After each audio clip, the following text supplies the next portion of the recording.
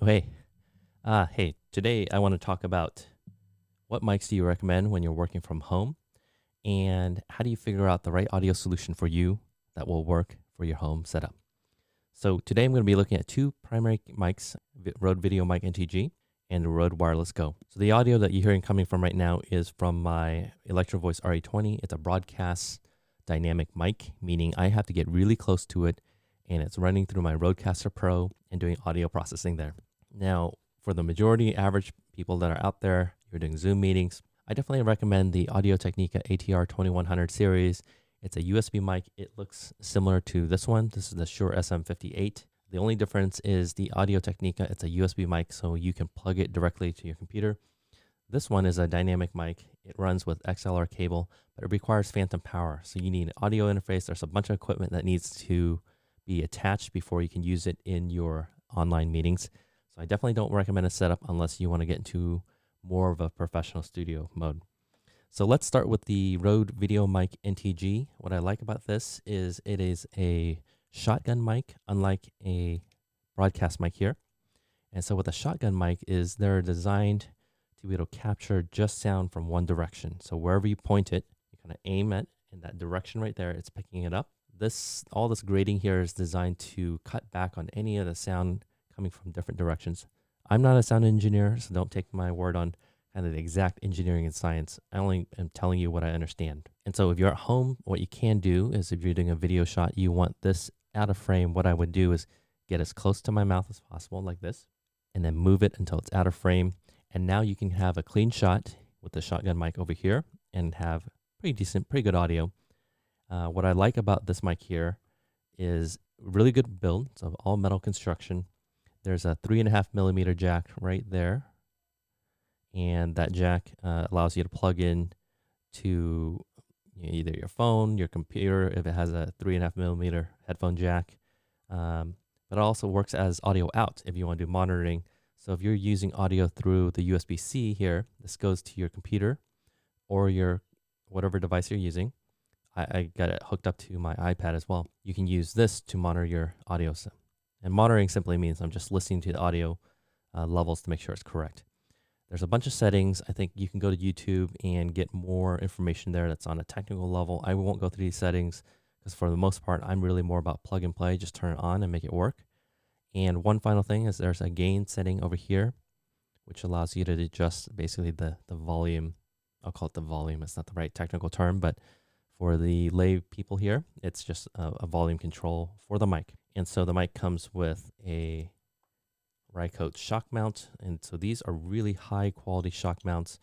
What shock mounts do is it isolates the microphone from any vibrations. And so that's picking up some vibrations. I'm shaking the desk.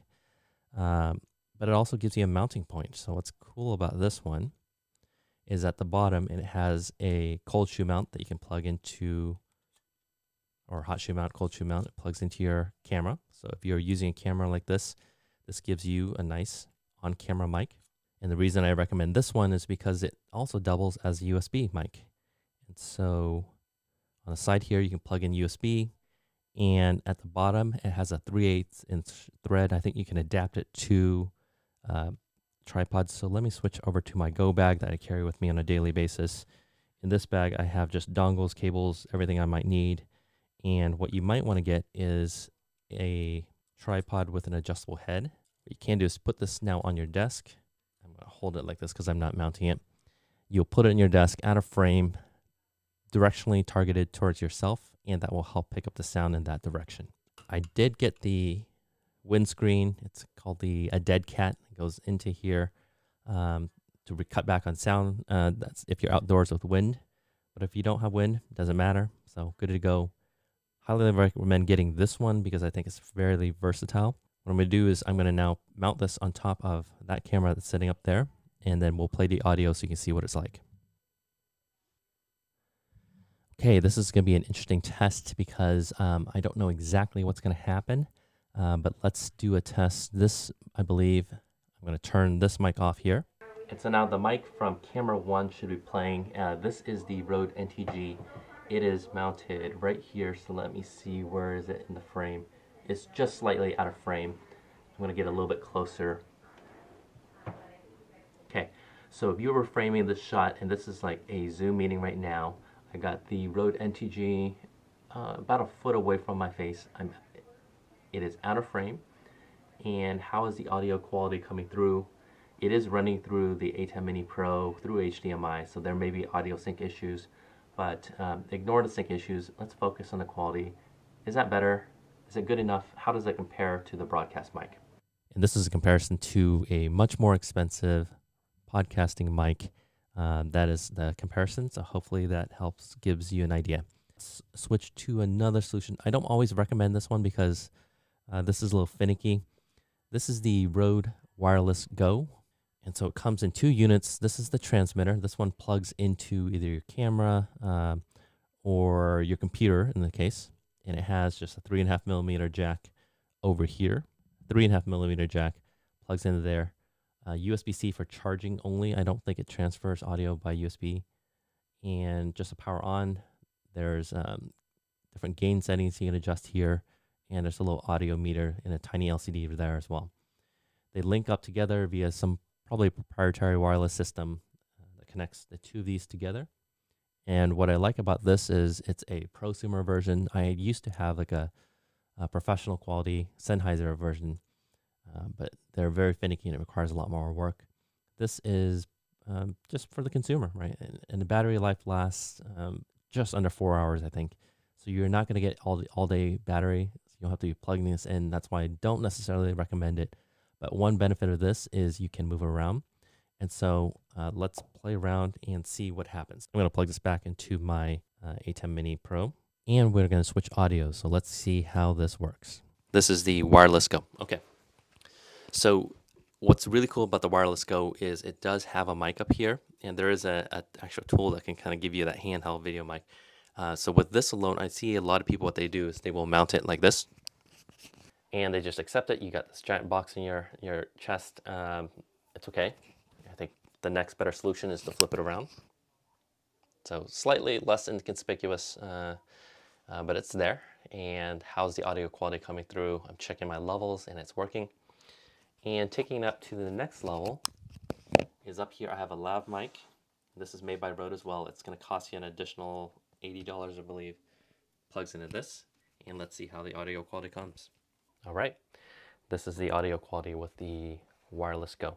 And so you can take this pack here and clip it to your pocket, clip it to some part of yourself, and now you are completely mobile. And so let's get up and do a little test. So I am walking back here, turning around.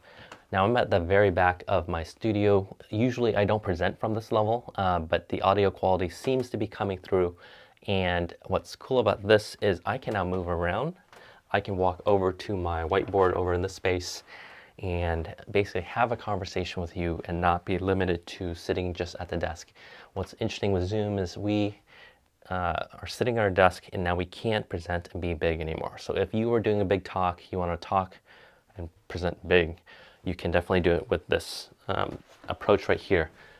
I'm fairly certain the audio quality is going to come across a little hollow just because of the limitation of this technology here in comparison to something like this.